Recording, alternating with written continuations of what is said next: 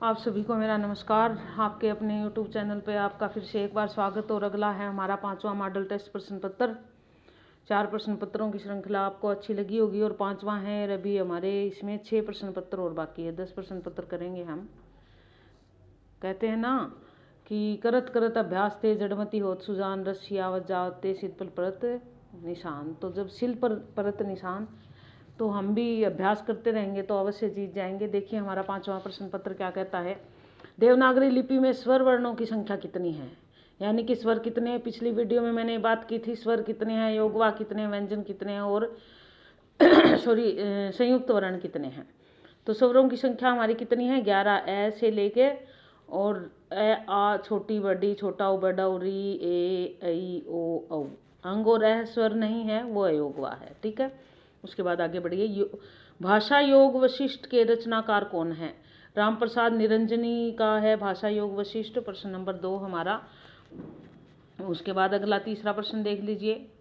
प्रश्न नंबर 2 का उत्तर ए राम प्रसाद निरंजनी, ये रहेगा हमारा। ये तीसरा, सिंधी भाषा का उद्गम किस अपभ्रंश से माना जाता है। देखिए जब हमने बोलियों का वर्गीकरण किया था तो शुरू में हम ये 7 भागों में बांटी थी। वो अलग अलग जिससे किससे क्या निकलती है किससे क्या निकलती है उसमें बड़े अच्छे से मैंने पढ़ा रखा है पूरा चैप्टर। सिंधी भाषा का उद्गम किससे माना जाता है। सबसे पहले तो हम इसका उत्तर देख लेते हैं। तीसरे का उत्तर क्या होगा, ब्राचड अपभ्रंश से सिंधी भाषा का उद्गम माना जाता है, ब्राचड से, यानी कि सी ऑप्शन है, सी ऑप्शन। अब मैं इसके आपको ये डिटेल और थोड़ी बता देती हूँ। खस अपभ्रंश से पहाड़ी हिंदी बनी है। पैसाची अपभ्रंश से जो ना पंजाबी और लहंदा निकली है। ब्राचड़ से सिंधी निकली है। और मागधी अपभ्रंश से बिहारी, उड़िया, बंगला, असमिया ये भाषाएं निकली है। तो ये अलग अलग सारे 7 रूप हैं इनके, जो शुरू में हमने पढ़े थे हिंदी भाषा और उसके विकास में। अगर आपने देखने हैं तो चैनल पे जाइए, वीडियो देखिए हिंदी भाषा और उसका विकास, उसमें मिलेगा आपको। उसके बाद अगला देखिए, चौथा प्रश्न क्या कहता है। पाली भाषा का रचना काल क्या है। पाली, प्राकृत और अपभ्रंश और फिर खड़ी बोली और फिर साहित्यिक हिंदी, यही था हमारा हिंदी भाषा का विकसित। और पाली से पहले जो है वो संस्कृत, वैदिक और लौकिक 2 भागों में थी। तो पाली भाषा का काल देखना है हमें। समय अवधि क्या है चौथे का, 500 ईसा पूर्व से 1 ईस्वी तक का जो समय है वो पाली भाषा का है। तो यहाँ पर ये क्या आएगा, पाली प्राकृत का 1 से 500 और 500 से 1000, फिर अपभ्रंश का और 1000 से 1500 तक खड़ी बोली का जैसे आ जाता है हमारा। तो ये एक इसका ए ऑप्शन रहेगा, पहले का ए। ठीक है, 500 ईसा पूर्व से 1 ईस्वी तक, चौथे प्रश्न का ए उत्तर है। 5वां प्रश्न देखिए क्या कहता है। निम्नलिखित कइयों को आरोही क्रम में व्यवस्थित कीजिए, यानी कि सबसे बड़ा कौन है और सबसे छोटा कौन है। शंभु, विद्यापति, कबीर और चंद्रप्रदायी। अब यहाँ पर सबसे पहले तो यदि हम बात करें 7वीं 8वीं शताब्दी की तो वो शंभु का नाम आता है। तो सबसे पहले हमारे शंभु आएंगे सी, उसके बाद चंद्रप्रदायी, फिर विद्यापति और फिर कबीर। तो ये सी ऑप्शन रहेगा। ये बार बार पढ़ने से याद हो सकते हैं, हम रट्टे मार के इनको याद नहीं कर सकते। या फिर इनके काल क्रमानुसार थोड़ा थोड़ा हम याद करें। भाई चंद्रप्रदायी की जो है वो पृथ्वीराज रासोवीर काल में है। विद्यापति की जो विद्या पदावली आदिकाल से होती हुई रीतिकाल तक भी उसका नाम लिया जाता है। और कबीर भक्तिकालीन है। तो इस प्रकार करके हम इनका समय अवधि के अनुसार थोड़ा थोड़ा एक दूसरे से जोड़ के अगर याद करें तो ये चीज़ हम कवर कर पाएंगे, रट्टे नहीं मार सकते इसके। उसके बाद अगला देखिए, छठा प्रश्न क्या कहता है। नकेनवाद, प्रगतिवाद, छायावाद, हराहरवाद। प्रश्न नंबर 6, आरोही क्रम में पहले कौन सा आया था, बाद में कौन सा आया था। तो देख लेते हैं। सबसे पहले अगर इनको सबको ले तो छायावाद जो है वो आया था हमारा 1918 से, ज़्यादातर लोग मानते हैं 1918 से 35 का जो समय है वो छायावाद को मानते हैं, 18 से 36 मानते हैं, इस प्रकार करके। तो सी जो है छायावाद। और उसके बाद जो ना एक बीच में ही जब छायावाद चल ही रहा था उन्हीं दिनों हलालवाद, जैसे आपको पता है हरिवंश राय बच्चन जी ने जो ना मधुशाला, मधु कलश, बहुत सारी ऐसी कविताएं लिखी। तो उनसे प्रेरित होकर दूसरे कवियों ने भी लिखी और उस वाद को नाम दिया गया हलाहलवाद। प्रगतिवाद, जिस पर साम्यवाद का प्रभाव था, प्रगतिवाद आया। और नकेनवाद जो है ना एक तरह से प्रयोगवाद के आसपास का था, तो ये भी उसके बाद आया, प्रगति के बाद। तो ये हमारा इसका ऑप्शन रहेगा सी ऑप्शन है इस प्रश्न का, छठे का 7वां प्रश्न देख लीजिए क्या है। रामचरितमानस के इन कांडों को सही अनुक्रम में व्यवस्थित कीजिए। देखिए रामचरितमानस तुलसीदास जी का, रामायण जो है ये चीज़ हमें थोड़ी ध्यान देने की जरूरत है। अगर रामायण की बात आती है तो वाल्मीकि जी की है, और रामचरितमानस की बात आती है तो फिर वो तुलसीदास जी की है। रामायण संस्कृत में लिखी गई है, वाल्मीकि ने लिखी है, और रामचरितमानस अवधी भाषा में लिखा है और यह तुलसीदास जी ने लिखा है। कहते हैं कि रामचरितमानस की रचना जो है ना तुलसीदास जी ने को भगवान का ही दृष्टांत हुआ था, कहते हैं तभी की थी, लेकिन उसका आधार वाल्मीकि रामायण ही था। कांड 7 कांडों में जो भाग है रामचरितमानस के, रामचरितमानस में 7 कांड, कांड मतलब उनके भाग जो है रामचरितमानस के, उनको कांड कहते हैं। वो बाल कांड से लेके और उत्तरकांड तक 7 कांडों में विभक्त है। जैसे पहला हमारा बाल कांड हो गया, फिर हमारा दूसरा जो है वो अयोध्या कांड, फिर अरण्य कांड, फिर किष्किंधा कांड, फिर लंका कांड और उत्तरकांड, इस प्रकार करके सुंदरकांड। लंका कांड से पहले सुंदरकांड है, फिर लंका कांड है और फिर उत्तरकांड है, इस प्रकार करके 7 भाग है उसके। तो बाल कांड, अयोध्या कांड, अरण्य कांड, किष्किंधा कांड, ये बी ऑप्शन जो है हमारा वो रहेगा इसका, ये सही सीक्वेंस में लगा हुआ है। उसके बाद 8वां प्रश्न देख लीजिए क्या कहता है। निम्नलिखित कहानियों को रचना काल की दृष्टि से सही क्रम में लगाइए, यानी कि पहली कहानी कौन सी और दूसरी उसके बाद कौन सी। थोड़ी सी अगर हमने कहानियाँ पढ़ रखी है और थोड़ा सा हमें कालक्रम अगर पता है तो हम इसको आराम से कर पाएंगे। पुरस्कार, कफन, राजा निर्वसिया, वापसी। पुरस्कार, कफन जो है और राजा निर्वसिया और वापसी। अब यहाँ पर बात ले हम, पहली कहानी हमारी कौन सी है रचना काल की दृष्टि से। समय जो है इसका पुरस्कार कहानी, कफन तो बाद की कहानी है प्रेमचंद की, पुरस्कार उससे पहले की है, राजा निर्वसिया तो उसके बाद की है, वापसी अब यहाँ पर मुझे वापसी, कफन, राजा निर्वसिया, कफन, हाँ इसका उत्तर जो है हमारा यही रहेगा। 8वें का उत्तर रहेगा डी, पुरस्कार ही सबसे पहली कहानी है, इनमें डी ऑप्शन है इसका। रचना काल के आरोही क्रम में व्यवस्थित कीजिए। अगला देखिए कि यानी कि कौन सी पहले लिखी गई, कौन सी बाद में लिखी गई। अगला प्रश्न हमारा है कहता है 9वां। उत्तर देख लेते हैं क्या क्या ऑप्शन है इसमें। साहित्य दर्पण, काव्य प्रकाश, नाट्य शास्त्र और काव्यादर्श। आपको ने अगर थोड़ा सा भी काव्य शास्त्र पढ़ रखा होगा तो आपको ये पता रहेगा कि नाट्य शास्त्र रचना जो है वो भरत मुनि की है, और ये 3री-4थी शताब्दी की बात है यदि हम नाट्य शास्त्र की बात करते हैं। तो सबसे पहले तो नाट्य शास्त्र आएगा, और नाट्य शास्त्र एक में ही है। जब इस प्रकार की बात आ जाती है तो हमारा संशय खत्म हो जाता है। फिर उसके बाद काव्यादर्श, काव्य प्रकाश, साहित्य दर्पण सबसे नया है, ये ध्यान रखना आप। तो इस प्रकार ये अगर 1-2 चीज़ें भी हमें याद है तो हम आराम से उसका ऑप्शन वाला कर पाएंगे। जरूरी नहीं एक आधी बीच में याद भी नहीं होती। अब इसमें नाट्य शास्त्र मुझे अच्छे से ध्यान था, और काव्य साहित्य दर्पण मुझे पता है सबके बाद का है। काव्य प्रकाश और काव्य दर्श में मान लो कन्फ्यूजन भी है तो यहाँ हमारा ऑप्शन कुछ इस प्रकार का दिया हुआ है, एकदम से हमारा उत्तर आ गया बी ऑप्शन। ठीक है। हिंदी साहित्य का वैज्ञानिक इतिहास इनमें से किसकी कृति है। बहुत ही इंपॉर्टेंट प्रश्न है 10वां। हिंदी साहित्य का वैज्ञानिक इतिहास, वैज्ञानिक इतिहास लिखने का श्रेय यदि हम बात करते हैं इतिहास को, जब हम वर्णाक्रम क्रम अनुसार, पद्धति अनुसार, जब हम विधियों अनुसार अलग अलग उसको विधाओं बांटते हैं, तो जब वैज्ञानिक इतिहास की बात आती है तो एक ही नाम आता है और वह है गणपति चंद्र शुक्ल। ठीक है। उसके बाद अगला देख लीजिए। अगला देखते हैं हम क्या, गणपति चंद्र गुप्त है, ये शुक्ल नहीं है, ये शुक्ल गलत पर प्रिंट हो गया है, ये ध्यान रखना, गणपति चंद्र गुप्त है ये।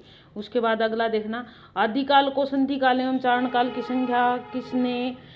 संज्ञा से किसने विभूषित किया। देखिए आदिकाल, जब हम शुरुआत में काल विभाजन का देखते हैं, काल विभाजन विस्तार पूर्वक एक वीडियो बनाई हुई है, मैंने देख लेना उसको अगर आपको थोड़ा सा भी इंटरेस्ट है तो उसमें, क्योंकि उसमें बहुत अच्छे से एक्सप्लेन किया हुआ है और नामकरण वगैरह का भी बताया हुआ कैसे दिया हुआ है। 11वां प्रश्न हमारा, काल विभाजन ने आदिकाल को संधि काल और चारण काल 2 भागों में बांट दिया था, और आदिकाल 750 संवत से शुरू कर दिया था, और ये इसमें नाम आता है राम कुमार वर्मा का, बी ऑप्शन रहेगा इसका उत्तर। अगला है, कबीर को की हठयोग साधना पर किसका प्रभाव परिलक्षित होता है, यानी कि कबीर का हठयोग किससे प्रेरित है।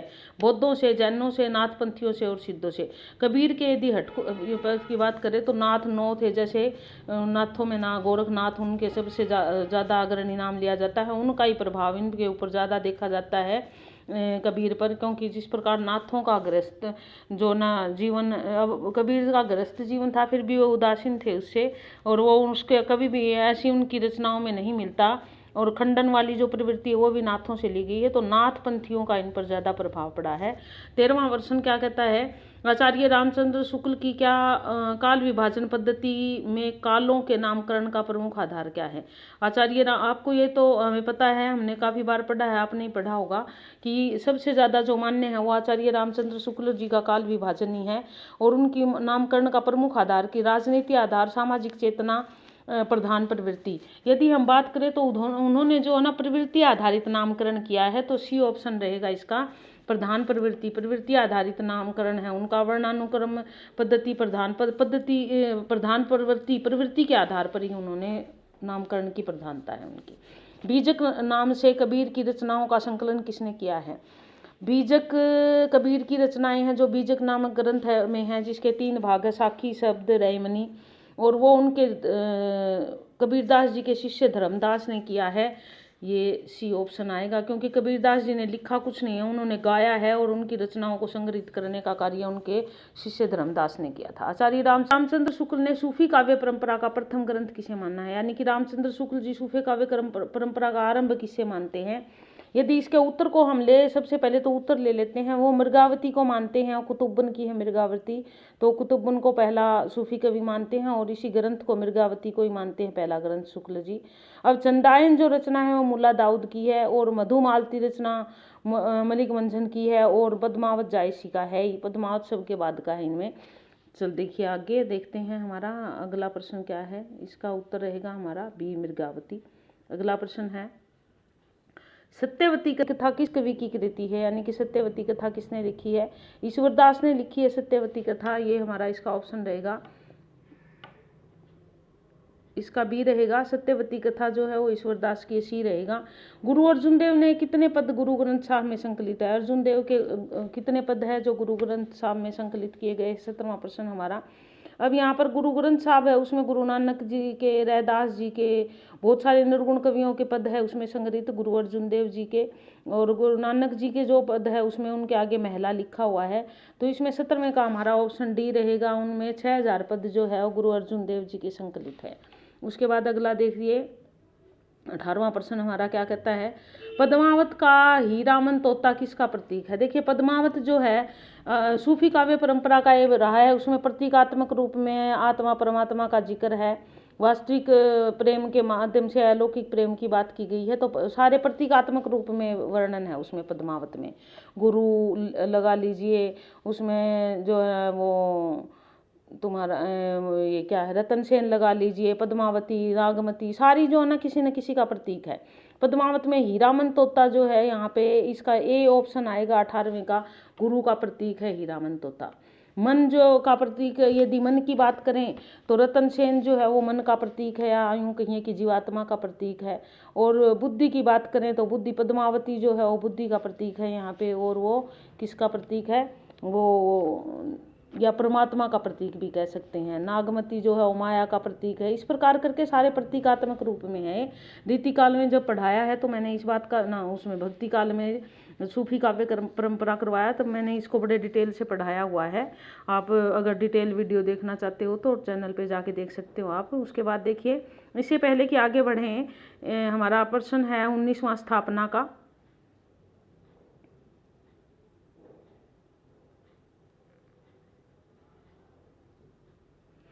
स्थापना और तर्क और आधुनिक को परंपरा का विलोम नहीं माना जा सकता, क्योंकि आधुनिकता का सारा चिंतन प्राचीन और आधुनिक के द्वंद्व से उत्पन्न संक्रांति का परिणाम है। 19वां प्रश्न देख लीजिए क्या कहता है। तर्क क्या कहता है, आधुनिकता ने मानव ज्ञान को निरंतरता और चिर नूतनता के प्रति विश्वस्त किया है। यह संस्कृति को गतिशीलता देता है तथा उनके संचरण की दिशा निर्देशित करती है। उक्त कथनों के आलोक में सही पर प्रकाश डालिए। अब देखिए हमने दोनों कथन पढ़ लिए हैं हमारे, और इसका देखते हैं उत्तर क्या है। ए और आर दोनों सही है, मेरे हिसाब से तो दोनों ही सही है, क्योंकि बिल्कुल ये बात चरितार्थ होती है कि आधुनिक निरंतरता और चिर नूतनता के प्रति विश्वस्त है, बिल्कुल है। तो ए आर और आर दोनों सही है, इसका ऑप्शन रहेगा हमारा ए, एक ऑप्शन रहेगा ए और आर दोनों सही है। उसके बाद अगला देखिए हमारा नंबर 20 स्थापना और तर्क। कला सौंदर्य का विधान करती है। कविता में असुंदर और कुरूप वस्तुओं का वर्णन भी कलात्मक सौंदर्य के अंतर्गत आता है। प्रश्न नंबर 20 हमारा, ए कला सौंदर्य का विधान करती है। ऐसा तो नहीं है, कला तो सबके लिए है। कविता में असुंदर और कुरूप वस्तुओं का वर्णन भी कलात्मक सौंदर्य के अंतर्गत आता है, ये तो है, क्योंकि काव्य में कुरूप वस्तुओं का और कलात्मक सौंदर्य से ही वर्णन किया जाता है। कविता तो है ही कलात्मक सौंदर्य, तो आर तो हमारा सही है। अब ए पे संशय है, कला सौंदर्य का विधान करती है, क्यों कला क्या है, सुंदर चीज़ों को नहीं देखती, तो ए गलत है और आर सही है। इसका कारण 20वें प्रश्न का उत्तर हमारा क्या रहेगा, डी रहेगा। ये देखिए डी। उसके बाद 21वां देख लीजिए क्या है। 21वां प्रश्न वह विस्थापना और तर्क वाला है, क्या है इसमें देख लेते हैं हम। जब किसी श्लिष्ट शब्द का प्रयोग प्रसंग भेद के अनेक अर्थों में किया जाता है तो वहाँ श्लेष अलंकार होता है। पहला तो ये आ गया हमारा। उसके बाद अगला देख लीजिए, बिल्कुल सही है। किसी श्लिष्ट शब्द का प्रयोग प्रसंग भेद के अनेक अर्थों में, एक शब्द जिसको कहते हैं हम और अनेक अर्थ देकर जाता है तो बिल्कुल श्लेष अलंकार होता है, तो ए तो सही है। इसमें तो हम कन्फर्म हो गए जी, ये तो सही है, तो ए सही है। आर और देख लेते, क्योंकि इसमें सार्थक व निर्थक शब्दों की प्रवृत्ति होती है, ऐसा नहीं होता, शब्दों की प्रवृत्ति नहीं होती इसमें, तो आर तो बिल्कुल गलत है, तो इसलिए ए इसका उत्तर रहेगा। ए सही है और आर गलत है। अगला देख लीजिए, द्वैतवाद के प्रवर्तक आचार्य कौन थे। इन वादों में कई बार जिक्र हो चुका है और बार बार अगर रिपीट करोगे तो हो सकता है आपको याद रहे। तो 22वें प्रश्न का उत्तर हम देख लेते हैं क्या है। द्वैतवाद निम्बार्काचार्य जो था उनका था द्वैतवाद, जिसको उन्होंने और भी नाम दिया था, और दूसरा नाम था इसका। पहले सबसे पहले तो इसका ऑप्शन रहेगा बी, निम्बार्काचार्य ने दिया था द्वैतवाद, और इसका नाम इन्होंने दूसरा भी दिया भेदोपभेद। एक नाम और भी है इसका द्वैतवाद का, भेदोपभेद संप्रदाय। और इसी प्रकार जब चैतन्य महाप्रभु की बात आती है तो उन्होंने दिया था गौड़ीय संप्रदाय था उनका, चैतन्य महाप्रभु का, या चैतन्य संप्रदाय भी कहते हैं उसको। और मध्वाचार्य की बात आती है तो उनका जो है द्वैतवाद था, जिसको ब्रह्म संप्रदाय भी कहते हैं। और बल्लभाचार्य की बात आती है तो उन्होंने पुष्टि मार्ग या शुद्ध द्वैतवाद दिया था मध्वाचार्य ने। तो ये ध्यान रखने की जरूरत है, पुष्टि मार्ग या शुद्ध द्वैतवाद। मध्वाचार्य शुद्ध द्वैतवाद करते हैं, बल्लभाचार्य जो है वो द्वैतवाद है उनका, या ब्रह्म संप्रदाय जिसको कहते हैं हम, चैतन्य का गौड़ीय संप्रदाय। अगला देख लीजिए 23वां प्रश्न क्या कहता है हमारा, कौन सी रचना नंददास की नहीं है। यानी कि नंददास ने कौन सी रचना नहीं लिखी। नहीं है का मतलब 3 तो उनकी है, एक उनकी रास पंचाध्यायी, अष्टाध्यायी, रागमंजरी है, रागमंजरी और अनेकार्थक मंजरी। 23वां प्रश्न हमारा, इसका उत्तर क्या रहेगा हमारा, अष्टाध्यायी जो है वो किसकी रचना है। 23वां अष्टाध्यायी पाणिनि की है तो इनकी नहीं है, तो इसका उत्तर रहेगा हमारा पाणिनि कृत अष्टाध्यायी नहीं है नंददास की। राजस्थान के सलेमवाद में किस संप्रदाय की गद्दी है। एक बार किसी हिंदी की स्क्रीनिंग में पूछा गया था ये प्रश्न, उसको थोड़ा सा उल्टा करके पूछा गया था कि संप्रदाय पूछ रखा था और ये पूछा था कि निम्बार्क संप्रदाय की गद्दी किस जगह है, तो राजस्थान के सलेमबाद में, इसका राजस्थान था उत्तर, तो ये हमारा आ जाएगा 24वें का उत्तर है डी, निम्बार्क संप्रदाय की है राजस्थान के सलेमाबाद में। भक्तमाल के रचयिता कौन है। भक्तमाल के रचयिता बहुत बार पूछी जाती है, भक्तमाल इंपॉर्टेंट है बहुत, नाभादास की है भक्तमाल। उसके यहाँ यूँ लगा लीजिए कि काफ़ी सारी भक्तों को, कवियों को एक जगह संग्रहित करके उनका परिचय दिया गया है इसमें। रामचरितमानस का कौन सा कांड काशी में रचित है। रामचरितमानस जो है लिखा था किसने, तुलसीदास जी ने लिखा था, और 7 कांड की बात हुई थी, काशी में बैठकर लिखा था तुलसीदास जी ने कांड, और ये कांड था किसी कंधा कांड। डी ऑप्शन रहेगा इसका, डी किसी कंधा कांड लिखा था उन्होंने। उसके बाद अगला देख लीजिए 27वां प्रश्न क्या कहता है, तुलसीदास ने वैरवई रामायण की रचना किस कवि से प्रेरित होकर ली। तुलसीदास जी के मित्र थे, रसखान जी भी थे, रहीम भी थे, सूरदास से भी प्रेरित थे तुलसीदास जी। तो वैरवई रामायण की रचना का जिक्र किया है यहाँ से, किससे प्रेरित होकर लिखी उन्होंने, तो इसका उत्तर रहीम आएगा। रहीम से प्रेरित होकर उन्होंने वैरवई रामायण की रचना की थी, बी ऑप्शन है इसका। उसके बाद अगला 28वां प्रश्न देख लीजिए क्या है 28वें प्रश्न में। शब्द रसायन के रचयिता कवि इनमें से, यानी कि शब्द रसायन किसकी रचना है। अब देव की है, बिहारी की है, मतीराम की है, पद्माकर की है। 28वें प्रश्न का यदि जिक्र करें, शब्द रसायन देव का है, बहुत ही इंपॉर्टेंट है। ये प्रश्न भी बहुत बार पूछा जाता है, तो इसको थोड़ा सा बार बार रिपीट कर लिया करो। इस प्रकार के शब्द रसायन देव की है। निम्नलिखित काव्य ग्रंथों में उनके रचयिताओं से सम्मिलित करते हुए सही विकल्प का चयन कीजिए। 4 प्रश्नों वाला उत्तरों वाला प्रश्न आ गया हमारा यहाँ पे। कौन कौन सा किस किस का है देख लेते हैं। 29वां प्रश्न हमारा, इसको थोड़ा सा ऊपर कर लेते हैं। हाँ जी,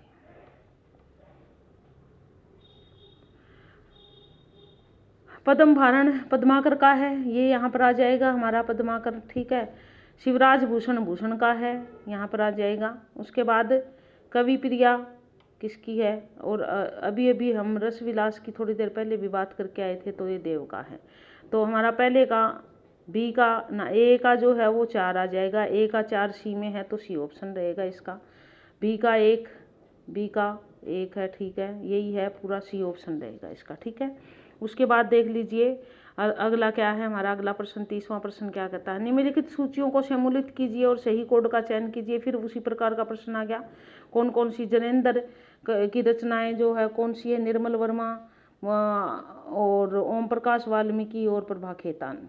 अब यहाँ पर देखिए, निर्मल वर्मा का वे दिन 1 आएगा, बी का 1 हो गया, और ओम प्रकाश का जूठन 2 हो गया। ठीक है, और अगला देख लेते हैं एक बार, इसको करने से पहले ऑप्शन निकाल लेते हैं हम साथ साथ सारे उपन्यास और उनके नाम। यहाँ जी, अब 30वां प्रश्न हमारा, पहले का ए का चौथा, यानी कि ए जो है उसका चौथा है जनेन्द्र का, ऑप्शन इसका रहेगा ए का चौथा, तो यही आ गया जनेन्द्र का मुक्तिबोध।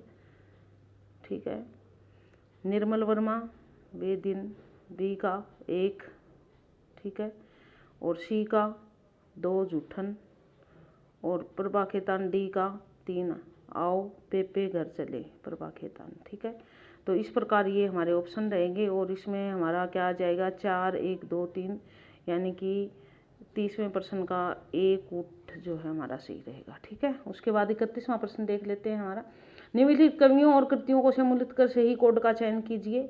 कवियों और उनकी रचनाओं को सम्मिलित करना है, इसको भी थोड़ा सा हम पूरा निकाल लेते हैं। चलो 2 ही है यहाँ पे, आगे देखेंगे 31वें का।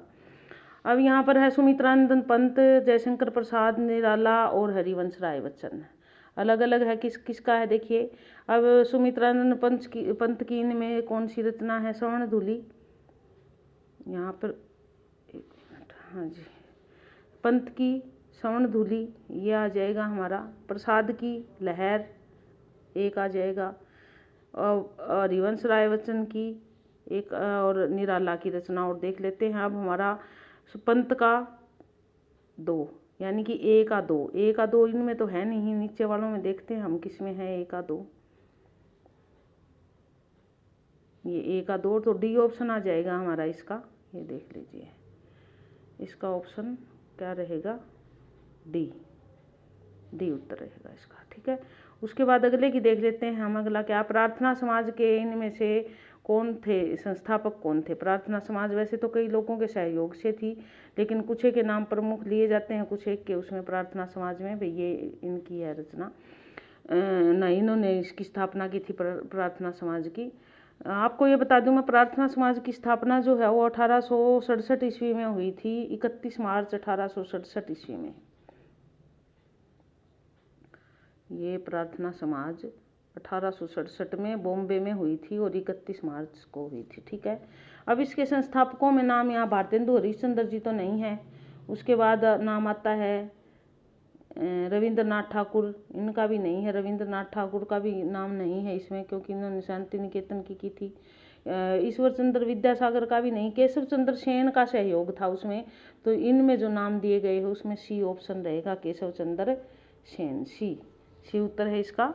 उसके बाद देख लीजिए अगला प्रश्न हमारा क्या कहता है, 33वां प्रश्न, कवि वचन सुधा के संपादक का नाम बताइए। बाबू हरिश्चंद्र और बद्रीनाथ नहीं, बद्रीनाथ ये भी नहीं है, ए ऑप्शन है।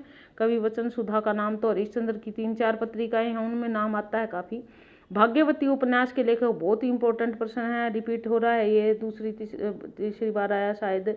भाग्यवती के लेखक कौन है, प्रथम उपन्यास किसको माना जाता है, तो 34वां प्रश्न हमारा, और इसका उत्तर क्या है, सरदाराम फुलेरी। क्योंकि पहले उपन्यास की दौड़ में भी भाग्यवती का नाम था, जैसे परीक्षा गुरु के साथ साथ, लेकिन किन्हीं कारणों से अधिकतर लोग परीक्षा गुरु को ही मानते हैं, तो भाग्यवती के लेखक का नाम है सरदाराम फुलेरी। डी ऑप्शन रहेगा 34वें का।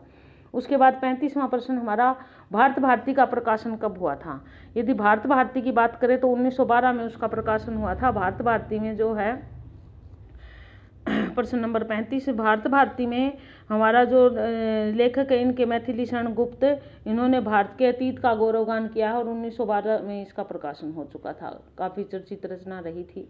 कौन सी रचना रामधारी सिंह दिनकर की नहीं है। उर्वशी भी है उनका, ओंकार भी है, परशुराम की प्रतीक्षा, ये उर्वशी और परशुराम की प्रतीक्षा तो एमए के सिलेबस में भी है। अब बात करें हेम तरंगिणी जो है वो इनकी नहीं है, वो किसकी है, माखनलाल चतुर्वेदी की है हेम तरंगिणी, जो उन्होंने, ये सी ऑप्शन रहेगा इसका, ठीक है। उसके बाद 37वां प्रश्न देख लीजिए क्या कहता है, आचार्य रामचंद्र शुक्ल जी ने छायावाद का प्रवर्तक किसे माना है और क्यों। क्यों का तो नहीं दे रखा है, उसे किसे मानना है, या छायावाद का प्रवर्तक शुक्ल जी किसे मानते हैं, मुकुटधर पांडे। बी 37वें का ऑप्शन रहेगा हमारा, बी मुकुटधर पांडे को उन्होंने छायावाद का प्रवर्तक माना है। उसके बाद अगला देख लीजिए 38वां प्रश्न क्या कहता है हमारा, कामायनी में कुल कितने सर्ग है। यदि सर्गों की बात करें, कामायनी में 15 सर्ग है। वो जो है कामायनी के सर्ग चिंता से लेके और आनंद तक 15 सर्ग है। कुछ सर्ग हमारे एमए के सिलेबस में भी थे, तो ऑप्शन रहेगा डी, कामायनी को महाकाव्य कहा जाता है। कामायनी में किस दर्शन का प्रतिपादन होता है। अब वेदांत, न्याय और विशेषिक प्रत्यभिक्षा दर्शन जिसको कहते हैं, यानी कि जो सामने है सब कुछ वही है सब कुछ, इसी आधार पर कामायनी है। तो प्रत्यभिक्षा दर्शन जो है वास्तविकता दिखाता है, तो ये डी ऑप्शन रहेगा इसका। कौन सी रचना हरिवंश राय बच्चन की है, मिलन यामिनी, प्रभात फेरी, रेणुका, गुंजन। यदि 40वें प्रश्न की हम बात करें तो रेणुका तो रामधारी सिंह दिनकर की होगी, मिलन यामिनी जो है वो किसकी है, हरिवंश राय बच्चन की है, और गुंजन की बात करें तो पंत का हो गया, और रेणुका की बात करें रामधारी सिंह दिनकर का हो गया, और प्रभात फेरी की यदि बात करें तो यह नरेंद्र शर्मा का काव्य ग्रंथ है। तो इस प्रकार मिलन यामिनी रचना जो है वो हरिवंश राय बच्चन जी की है। उसके बाद अगला देख लीजिए 41वां प्रश्न क्या कहता है, शिवमंगल सिंह सुमन किस वर्ग के कवि है। आगे बढ़े इससे पहले एक बार फिर से कहूँगी, जिन हमारे मित्रों ने चैनल को सब्सक्राइब नहीं किया है, सब्सक्राइब करें, लाइक करें, शेयर करें, अपने मित्रों तक, अपने बंधुओं तक अवश्य भेजें। और अगर आपको थोड़ा सा एक नोट्स टाइप में पढ़नी है तो ई बुक अवश्य प्रिंट करवा ले, क्योंकि ये सारे जो भी मैं जितने भी मॉडल टेस्ट पेपर करवा रही हूँ या आगे जितना भी होगा हमारा, वो सारा ई बुक से ही होगा, तो आपके लिए बड़ी लाभकारी सिद्ध होगी। तो चलिए आगे बढ़ते हैं।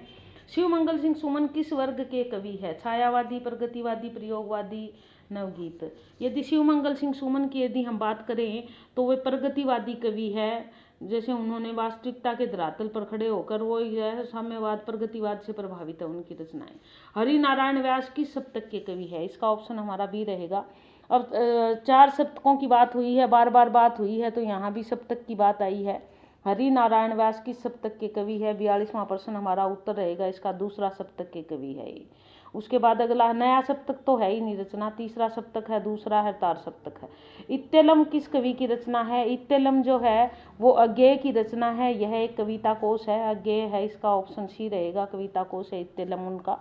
और उसके बाद अंधा युग किस विधा की रचना है, अंधा युग भी हमारे एमए के सिलेबस में था, तो आपको शायद ध्यान होगा अंधा युग क्या है, किसका है अंधा युग, ये भी पता होगा। 44वां प्रश्न उत्तर जो है वो सी रहेगा इसका, अंधा युग किस विधा, गीति नाट्य है ये एक, धर्मवीर भारती का अंधा युग।